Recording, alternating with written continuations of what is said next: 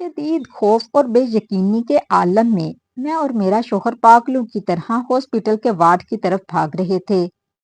راہداری میں ہمارے قدموں کی چاپ اور میری تھمی ہوئی سانسیں ایک عجیب شور مچا رہی تھیں۔ میری ننھی جان، میری بیٹی میرے سینے سے لگی ہوئی تھی، بالکل ساکت۔ جیسے ہی ہم نے ہانپتے ہوئے سے ڈاکٹر کے سامنے میز پر رکھا، ڈاکٹر نے تیزی سے اس کی نبض چیک کی۔ کچھ لمحوں کی خاموشی کے بعد ڈاکٹر نے افسوس بھری نظروں سے ہماری طرف دیکھا اور وہ الفاظ کہے جنہوں نے میری دنیا اجاڑ دی: بہت دیر ہو چکی ہے، یہ بچی اب اس دنیا میں نہیں رہی۔ یہ سنتے ہی میرے پیروں تلے سے زمین نکل گئی، میرا ذہن معاف ہو گیا اور دل پکار اٹھا، یہ کیسے ممکن ہے؟ وہ تو بھی سکون سے سو رہی تھی، بالکل چنگی پھلی تھی۔ میرا نام سائرہ ہے۔ میری زندگی کی کہانی کسی فلمی داستان سے کم نہیں، مگر اس میں خوشیاں کم اور آنسو زیادہ لکھے تھے۔ میں ایک نہایت غریب گھرانے سے تعلق رکھتی تھی۔ ہمارے گھر میں تنگی تو تھی، مگر خوابوں کی کوئی کمی نہ تھی۔ میں جب بھی آئینہ دیکھتی تو سوچتی، کیا کبھی میری زندگی بھی ان شہزادیوں جیسی ہوگی جن کے پار ہر آسائش ہوتی ہے؟ میرا سب سے بڑا خواب ایک امیر گھرانے کی بہو بننا تھا، جہاں مجھے غربت کے ان تلخ دنوں سے چھٹکارا مل سکے۔ میری ماں میری ان باتوں پر اکثر مسکراتی اور کہتی، سائرہ، اتنے اونچے خواب نہیں دیکھتے، ہم غریبوں کے نصیب میں بس محنت لکھی ہے۔ لیکن مجھے اپنی قسمت پر یقین تھا۔ پھر ایک دن قدرت نے میری سن لی۔ میری ماں ہانپتی ہوئی کمرے میں آئی۔ ان کے چہرے پر ایک عجیب سی چمک اور آنکھوں میں خوشی کے آنسو تھے۔ انہوں نے میرا ماتھا چوما اور بولی، سائرہ، تمہاری مراد پوری ہو گئی۔ شہر کے ایک بہت بڑے اور عزت دار گھرانے سے تمہارے لیے رشتہ آیا ہے۔ لڑکا احمد بہت نیک ہے اور ان کا کاروبار بھی بہت بڑا ہے۔ میں تو جیسے ہواؤں میں اڑنے لگی۔ شادی کی تیاریاں شروع ہوئیں اور چند ہی ہفتوں میں میں ایک نہایت قیمتی جوڑا پہنے، ڈھیروں زیورات لدے احمد کی دلہن بن کر اس عظیم الشان حویلی میں آ گئی۔ احمد واقعی ویسے تھے جیسا میں نے سوچا۔ وہ مجھ سے بے پناہ محبت کرتے، میری ہر چھوٹی بڑی ضرورت کا خیال رکھتے، مجھے کبھی یہ محسوس نہ ہونے دیتے کہ میں ایک غریب گھر سے آئی ہوں۔ میری ساس، جو کہ گھر کی بڑی تھی، بہت ہی نیک سیرت خاتون تھیں۔ ان کا زیادہ تر وقت جائے نماز پر گزرتا، وہ تسبیح پڑھتیں اور گھر کے ہر فرد کے لیے دعا کرتیں۔ انہوں نے پہلے ہی دن مجھے گلے لگا کر کہہ دیا، سائرہ، تم اس گھر کی بہو نہیں بلکہ میری سب سے چھوٹی بیٹی ہو۔ اور واقعی انہوں نے مجھے بیٹیوں والا پیار دیا۔ میری ایک نند بھی تھی جو شادی شدہ تھی، مگر اکثر میکے میں ہی رہتی۔ وہ گھر کی بڑی لاڈلی تھی، اس لیے اس کے مزاج میں تھوڑی تیزی اور نخرہ تھا۔ کبھی کبھی وہ ایسی بات کہہ دیتی جو دل کو لگتی، مگر ساس کی محبت کے آگے میں سب بھول جاتی۔ اس گھر میں احمد کے بڑے بھائی ارشد اور ان کی بیوی یعنی میری جٹھانی بھی رہتے تھے۔ ارشد بھائی اور احمد مل کر اپنا خاندانی کاروبار چلاتے تھے۔ میری جٹھانی کی زندگی میں ایک بہت بڑا دکھ تھا۔ ان کی شادی کو 11 سال بیت چکے تھے، مگر ان کی گود اب تک ہری نہیں ہوئی۔ شروع میں تو وہ میرے ساتھ بہت اچھے سے پیش آتی، مگر جیسے جیسے وقت گزرا وہ خاموش رہنے لگی۔ وہ اکثر اپنے کمرے کی کھڑکی میں بیٹھ کر باہر دیکھتی رہتی یا گھنٹوں خاموش بیٹھی رہتی۔ میں نے کئی بار کوشش کی کہ ان کے پاس بیٹھوں، ان کا دکھ بانٹوں اور ہم سہیلیوں کی طرح گھر کے کاموں میں ایک دوسرے کا ہاتھ بٹائیں، مگر وہ ہمیشہ ایک دیوار کھڑی کر دیتی۔ ان کی خاموشی اور تنہائی پسندی مجھے اکثر سوچنے پر مجبور کر دیتی کہ آخر وہ کیا سوچتی ہیں۔ زندگی بہت سکون سے گزر رہی تھی، مگر تقدیر کے فیصلے کچھ اور ہی تھے۔ وہ ایک منحوس صبح تھی جب سب کچھ بدل گیا۔ ارشد بھائی ہمیشہ کی طرح ناشتہ کر کے جلدی نکل گئے۔ کچھ دیر بعد احمد بھی تیار ہوئے۔ میں نے انہیں اپنے ہاتھوں سے پراٹھا اور چائے پیش کی۔ وہ ہنستے ہوئے بولے، سائرہ، شام کو میں جلدی گھر آؤں گا، پھر کہیں باہر چلیں گے۔ میں نے انہیں مسکرا کر الوداع کیا، لیکن ان کے جانے کے محض 2 گھنٹے بعد گھر کا فون چیخ اٹھا، جس نے سب کی خوشیاں چھین لیں۔ اطلاع ملی کہ احمد کا بہت برا ایکسیڈنٹ ہو گیا ہے۔ ہم سب بدحواس ہو کر ہاسپٹل کی طرف بھاگے۔ وہاں کا منظر دیکھ کر میری روح کانپ گئی۔ ارشد بھائی اور ساس کی چیخیں اب بھی میرے کانوں میں گونجتی ہیں۔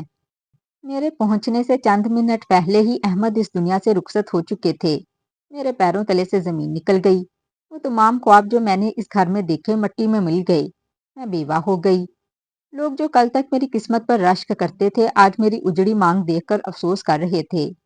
احمد کے جنازے کے بعد جب میرے والدین مجھے اپنے ساتھ لے جانے لگے تو میری ساس نے تڑپ کر میرا راستہ روک لیا۔ وہ میرے سامنے ہاتھ جوڑ کر کھڑی ہو گئیں اور روتے ہوئے بولیں، خدا کے لیے میری سائرہ کو مجھ سے نہ چھینو، میں اسے بیٹی بنا کر لائی تھی۔ یہ میرے بچھڑے ہوئے بیٹے کی نشانی ہے، میں اسے اس حال میں کہاں بھیجوں؟ میرے ماں باپ بھی مجبور ہو گئے اور مجھے وہیں چھوڑ کر چلے گئے۔ پھر شروع ہوئے میری عدت کے طویل اور کربناک دن۔ وہ 4 مہینے 10 دن میری زندگی کے مشکل ترین دن تھے۔ میں کمرے میں قید ہو کر رہ گئی۔ نہ خوشبو، نہ زیور، نہ رنگین کپڑے، بس سفید لباس اور احمد کی یادیں میرا اثاثہ تھیں۔ میں اکثر سوچتی کہ میرا کیا بنے گا، کیا میں ساری زندگی اسی کمرے میں گزار دوں گی؟ میری ساس اکثر میرے پاس آ کر بیٹھتی، میری ہمت بندھاتی، مگر ان کی آنکھوں میں بھی دکھ کا سمندر ہوتا۔ عدت کے انہی دنوں میں ایک روز میری نند گھر آئی۔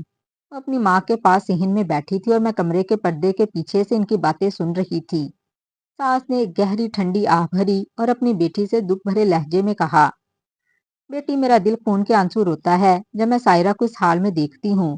ابھی اس کی عمر ہی کیا ہے، بس چند دن رہ گئے ہیں۔ جب اس کی عدت پوری ہو جائے گی تو اس کے والدین اسے لے جائیں گے۔ میرا دل نہیں مانتا کہ میں اسے اپنے گھر سے رخصت کروں۔ کاش میرا احمد زندہ ہوتا تو آج ہمیں یہ دن نہ دیکھنا پڑتا۔ سائرہ یہاں سے چلی گئی تو یہ گھر بالکل سنسان ہو جائے گا۔ ماں کی یہ بے بسی دیکھ کر نند نے ایک لمحے سوچا اور پھر دبی آواز میں مشورہ دیا، امی، اگر آپ کو اتنی ہی تکلیف ہے اور آپ چاہتی ہیں کہ سائرہ ہمیشہ کے لیے ہمارے پاس رہے تو اس کا ایک ہی راستہ ہے۔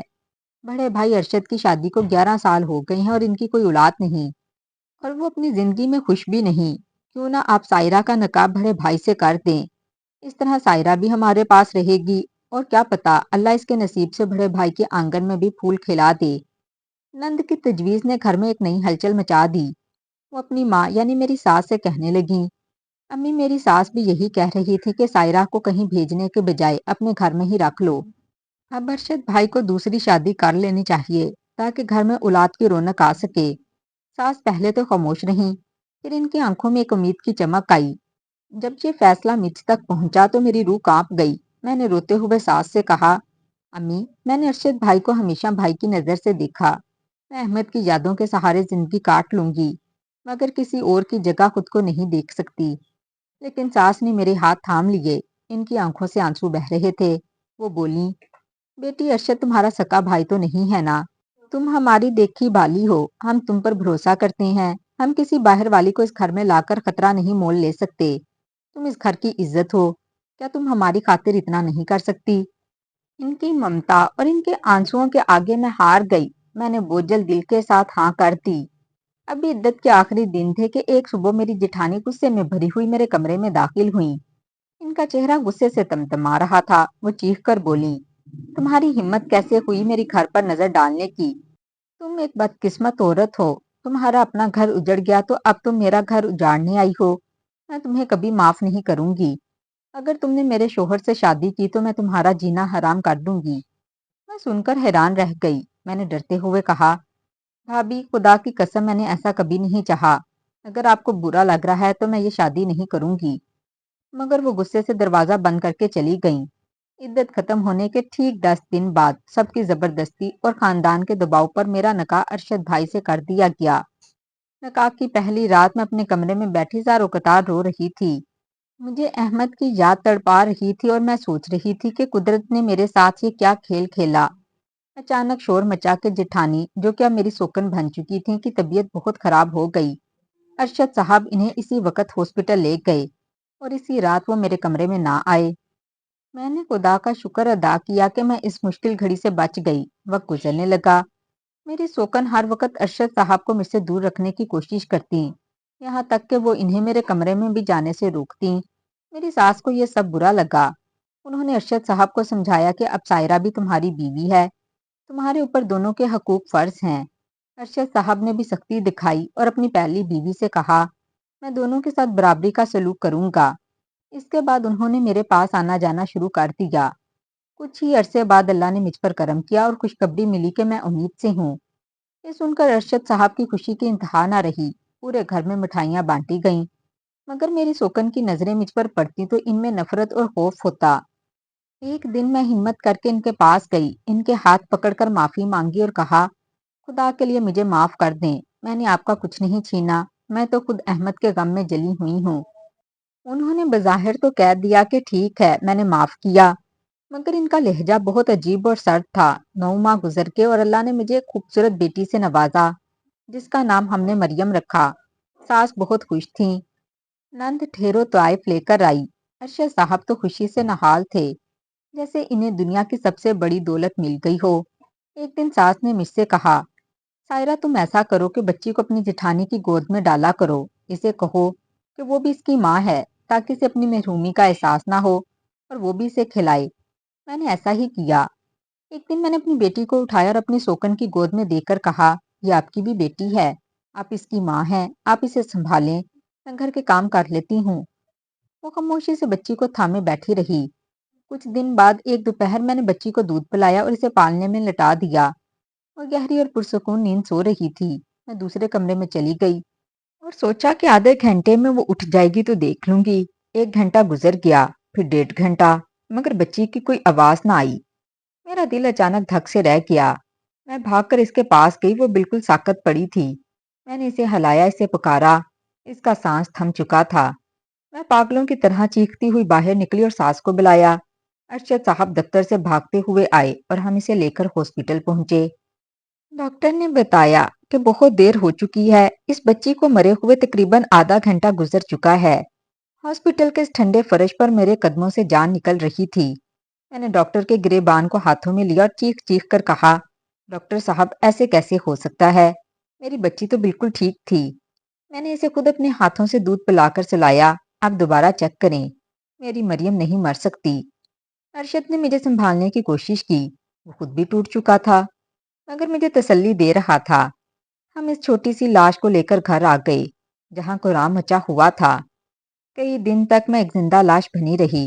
मेरा दिल बार बार यही कहता, पहले अहमद मुझे छोड़कर गया, फिर अल्लाह ने मरियम की सूरत में मुझे जीने की एक उम्मीद दी, वो भी छीन ली। क्या मेरी किस्मत में सिर्फ अपनों के जनाजे उठाना ही लिखा है? मैं अपनी जिठानी, अपनी सोकन की तरफ देखती तो वो भी बज़ाहिर गमगीन नजर आती, मगर इनकी आंखों में वो तड़प नहीं थी जो एक माँ या चच्ची की होनी चाहिए। एक रात अभी मरियम को बिछड़े कुछ दिन ही गुजरे थे कि अचानक सोकन के कमरे से चीखने चिल्लाने और लड़ने की आवाजें आने लगीं। ऐसा लग रहा था जैसे अरशद साहब शदीद गुस्से में किसी पर बरस रहे हैं। मेरी सास बोली, सायरा जाओ देखो तो सही इन दोनों के दरमियान क्या हो रहा है। मैं जैसे ही इनके कमरे के करीब पहुंची, अरशद साहब गुस्से से पागल हो रहे थे।